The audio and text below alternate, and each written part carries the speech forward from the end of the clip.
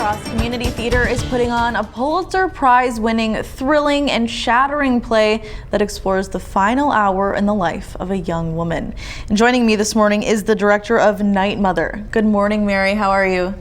I'm good. Thank you so much for having me today. Of course, thank you so much for joining us. So tell us a little bit about this play, Night Mother. It sounds intriguing and a bit dark. It is, definitely. It explores the relationship of a mother and daughter. The daughter at the beginning of the play tells the mother of her intention to end her life. And throughout the play, the mother is attempting to convince her in any way possible to stay. It is very traumatic. It can be triggering to some because of the theme of suicide, but we at LCT feel it's still an important piece for our audience to view, and that the more we talk about something like suicide, the more that we will normalize it, which we believe is very important. I totally agree. And like you said, that it can be very triggering for some people to hear that, and especially young kids who don't quite know much about this discussion. So what do you say to those questioning coming to the show?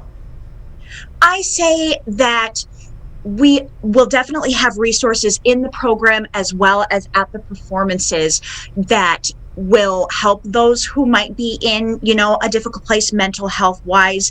But it's also, somewhat of a comedy. There are funny moments within the play, and I think it's especially important for parents and with some younger children to bring them to it, because it is really the relationship between the mother and daughter that I think is most put on display, which is important to see. And, it can bring us in closer to that type of subject material that we wouldn't otherwise have access to.